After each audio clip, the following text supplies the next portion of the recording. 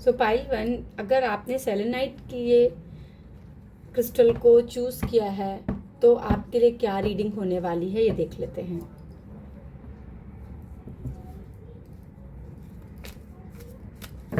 Selenite stick है आपकी, अगर आपने ये चूज़ किया है तो आपके लिए रीडिंग को चेक कर लेते हैं।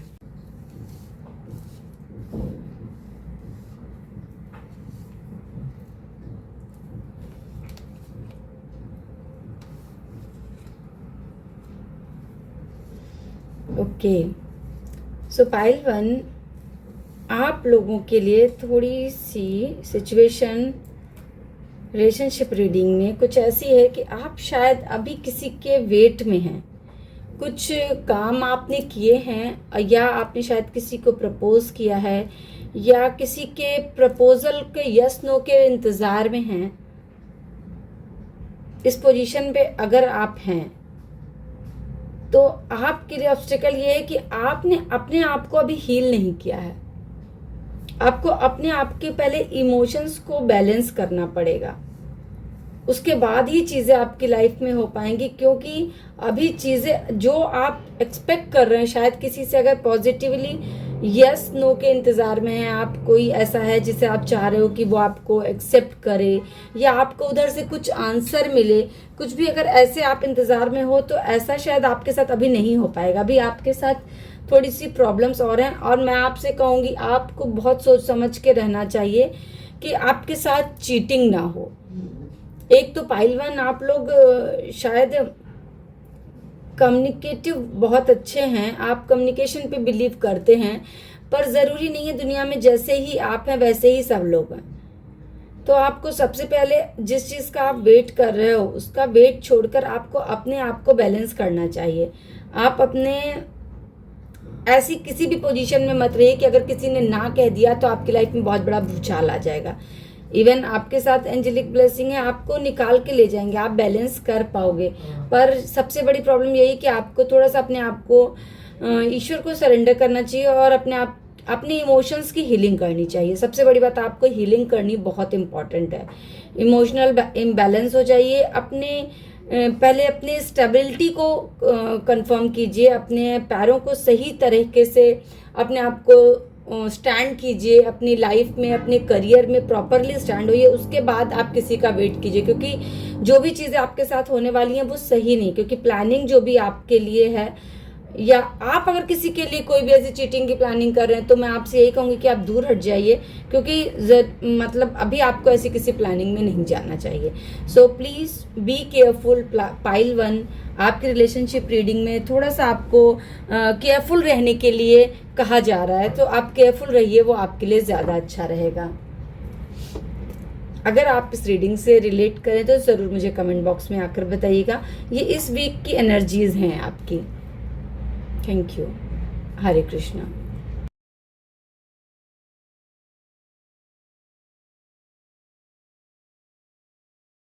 सो पाइल टू, अगर आप लोगों ने किसी ने ये ब्लू अगेट का रॉड चूज़ किया है तो देख लेते हैं पाइल टू के लिए रिलेशनशिप रीडिंग क्या हो सकती है।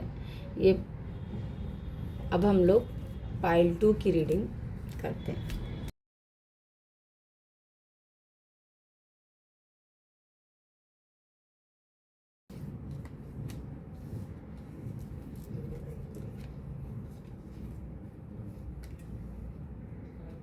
Okay, so very good pile two, आपके लिए तो बहुत अच्छी चीज़ें हैं। आप अभी जिस भी पोजीशन में हैं आप बहुत ही प्योर और लॉयल हो चुके हैं। मतलब शायद आप पुराना कुछ फेस कर चुके हैं, आप किसी सिचुएशन से बाहर आ चुके हैं और अब आप अपने आप को बैलेंस कर रहे हैं पूरी तरह से। अपनी प्रोफेशनल और पर्सनल लाइफ दोनों में ही आप अपने आप को बैलेंस कर रहे हैं। आप माइंड से एकदम क्लियर हैं, एक अच्छे थॉट के साथ, एक लॉयल्टी के साथ, एक प्योरिटी के साथ आप लाइफ में आगे बढ़ना चाहते हैं। डेफिनेटली आप किसी शायद गुड न्यूज़ का वेट कर रहे हैं, तो हो सकता है कि आप जिस विश के लिए आप वेट कर रहे हैं वो विश आपकी पूरी होगी। बट प्रॉब्लम क्या है आपके साथ पाइल टू, कि आप बहुत ज़्यादा कंफ्यूज हैं। आप आगे शायद आप किसी चीज़ में आप बहुत ज़्यादा कंफ्यूज होने वाले हैं या कंफ्यूज हैं। आप अभी तक शायद ये डिसाइड नहीं कर पाए कि आपको क्या चाहिए। और कितने समय में चाहिए। ज़रूरी है आपको अपनी निगेटिविटी थोड़ी सी दूर करने की, और अपने आप को एक क्लियर तरह से एक पाथ ये दीजिए कि क्या चाहिए। आप माइंड से क्लियर हैं, आप अपने मतलब एक बहुत ही साफ दिल से हैं, जो कि कहते नहीं कि भगवान आपके साथ इस समय आपकी को विश पूरी करने के लिए रेडी है, बट आप खुद को नहीं पता है आपको कि आपको प्रॉपर क्या चाहिए। तो ज़रूरत है आपको अपने आप को क्लियर करने की।